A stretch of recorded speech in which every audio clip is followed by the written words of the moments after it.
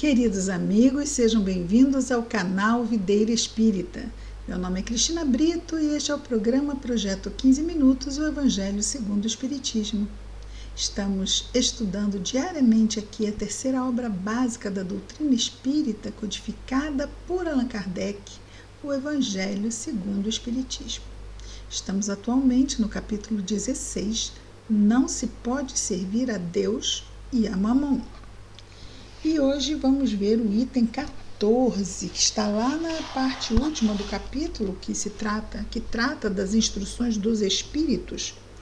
O tema desta mensagem é desprendimento dos bens terrenos. Uma mensagem enorme do espírito Lacordaire, que já nos brindou aqui com lindíssimas mensagens. E essa mensagem foi recebida em Constantina, em 1863. Então, não vamos perder tempo. Será que conseguimos ver a mensagem toda? Item 14, desprendimento dos bens terrenos, nos diz o espírito Lacordaire. Venho, meus irmãos, meus amigos, trazer o meu óbolo, ou seja, minha pequenina contribuição, para vos ajudar a marchar corajosamente no caminho do aprimoramento em que entrastes. Nós nos devemos uns aos outros, não é senão por uma união sincera e fraternal entre espíritos e encarnados que a regeneração será possível. Então, a regeneração da humanidade, ela acontece com essa ligação intensa e fraternal entre os dois planos, porque os bons espíritos nos sustentam em nossas lutas aqui. É claro que eles não vão fazer a nossa parte, eles dependem que nós ofereçamos a sintonia necessária para que essa ajuda se efetive. Continua ele. Vosso amor aos bens terrestres é um dos mais fortes entraves ao vosso adiantamento moral e espiritual. Por esse apego à posse, suprimis as vossas faculdades afetivas em as transportando todas sobre as coisas materiais. Então, toda a nossa afetividade, diz o espírito Lacordaire, está muito concentrada nas questões materiais. Sede sinceros. A fortuna dá uma felicidade sem mácula, ou seja, sem sombra, sem nenhuma dificuldade, sem nenhum problema?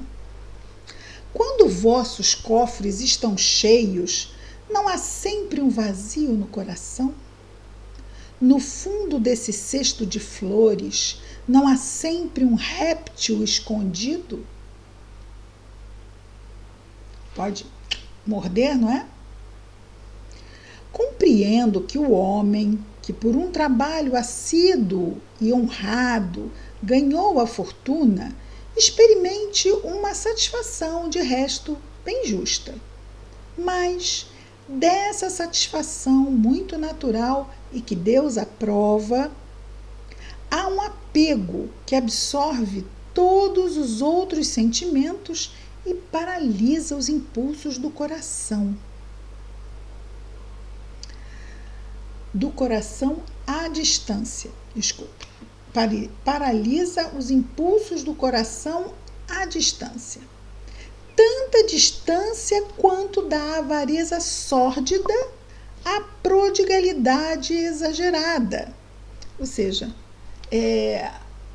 quando a pessoa segura, não gasta nada, é aquele que gasta tudo que tem. A prodigalidade exagerada é aquele que não guarda nada.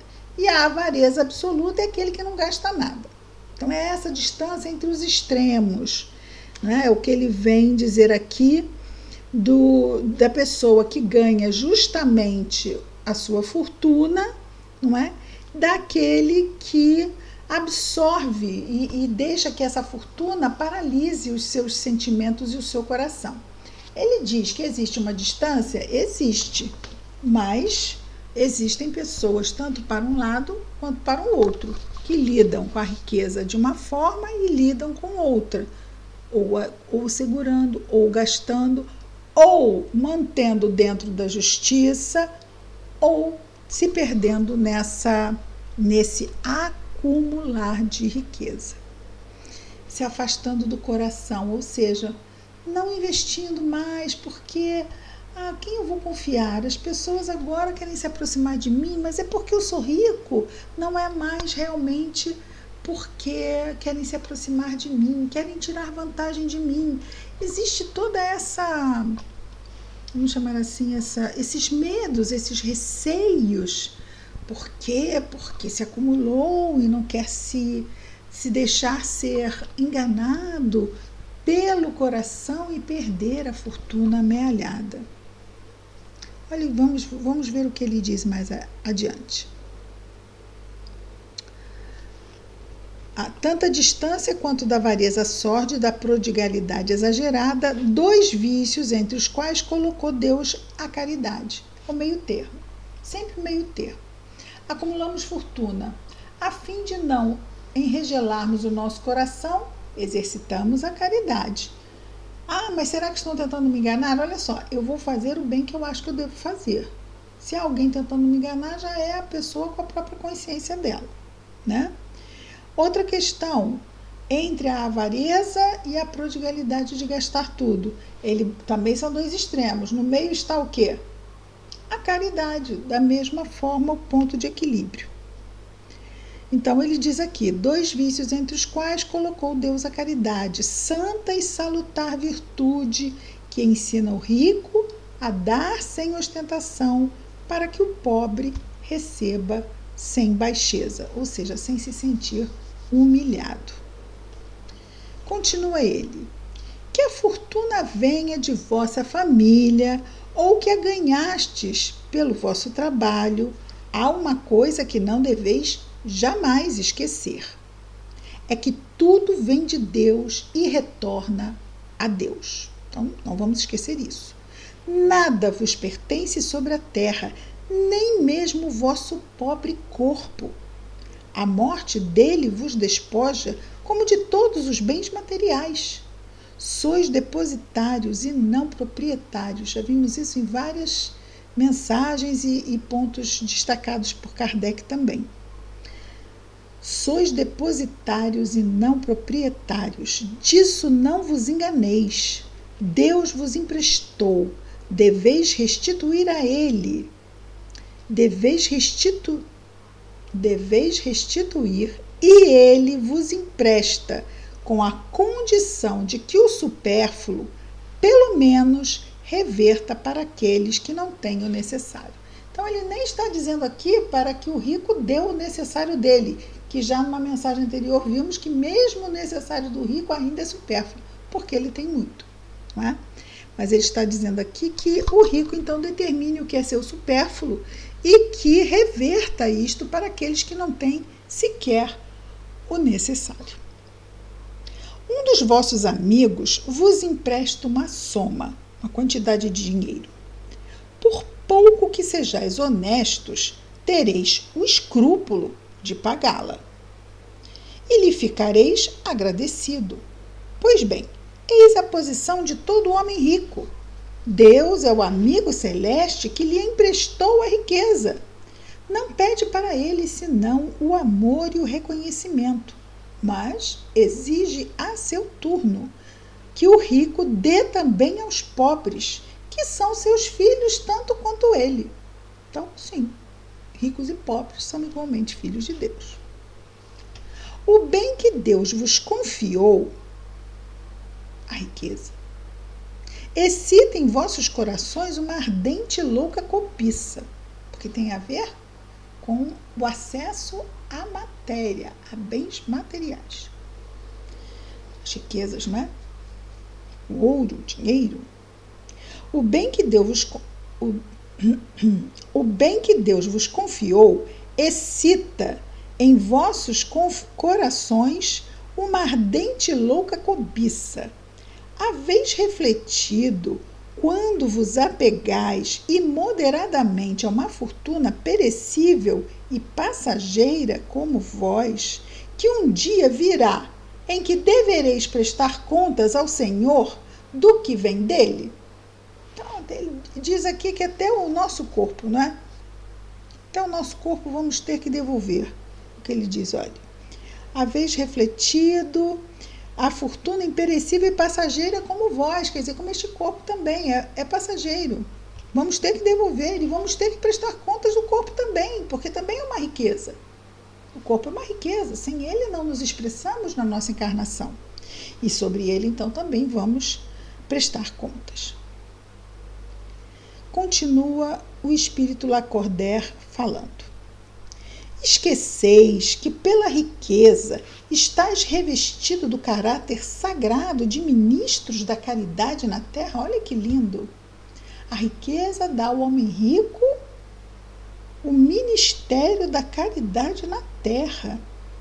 Para dela, da caridade, serdes os dispensadores inteligentes, ou seja, usarmos, até o que ele disse, o outro espírito, o espírito Fenelon, falou de a riqueza acumulada na mão de uma só pessoa. Hoje em dia podem se fazer indústrias, podem se fazer lojas, podem se fazer qualquer tipo de comércio e dar emprego, e assim prevenir a miséria, usar a fortuna para prevenir a miséria. Isso bem bacana. E aí, continuando aqui, vamos ver aqui de novo. Foi lindo isso, não é? Do caráter sagrado de ministros da caridade, os ricos. Para dela, da caridade, serdes os dispensadores inteligentes, que sois, pois, quando usais em vosso único proveito daquilo que vos foi confiado, se não depositários infiéis, porque não agimos de acordo com o dispensador sobre os seus bens que nos foram emprestados. Quantas vezes já não teríamos sido ricos em outras encarnações? Por isso que a gente não lembra. Por isso que essas e outras razões, porque a gente vem com o esquecimento do passado espiritual. Que resulta desse esquecimento voluntário de vossos deveres? Então, é interessante, ele diz que é um esquecimento voluntário dos nossos deveres. Mas eu não lembro de Deus ter me depositado a fortuna nas mãos. Eu ganhei, é minha. Pera lá. Nós sabemos de Deus, sabemos desse mundo, Ele não é o Criador de tudo. Se Ele é o Criador de tudo e eu estou recebendo uma parte desse tudo, eu estou recebendo uma parte que Ele está delegando a mim. Com que fim? Para eu me locupletar, ou seja, para a minha única e bela satisfação, como se eu fosse um filho especial, em detrimento de meus outros irmãos? Mas que Deus é este? Então, se a gente parar para pensar e refletir, nós estaremos apenas nos enganando. E aqui ele coloca que resulta desse esquecimento voluntário de vossos deveres. Quando nós aceitamos essa aprovação no mundo espiritual, nós fomos preparados para fazer bom uso da riqueza. Isso quando chegamos aqui com esta aprovação, né? Então, quando não damos conta disso e alegamos depois que não sabíamos, que esquecemos, mas é porque não consultou a própria consciência. Se consultarmos a consciência, lá teremos as respostas. E ele diz: a morte inflexível, inexorável, vem rasgar o véu sob o qual vos escondíeis e vos força.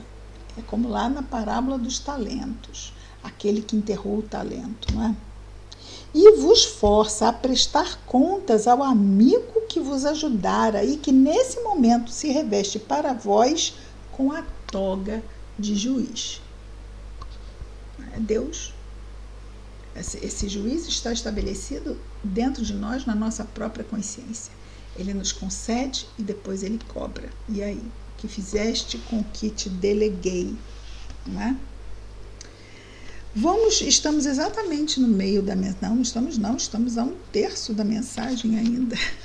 Vamos dar continuidade a ela amanhã, para vermos com calma, porque Lacordaire, ele nos enriquece sobremaneira, não é? E continuaremos amanhã, então, o item 14, desprendimento dos bens terrenos. Que Jesus nos abençoe. Até amanhã com mais um Projeto 15 Minutos, o Evangelho segundo o Espiritismo. Muita paz a todos.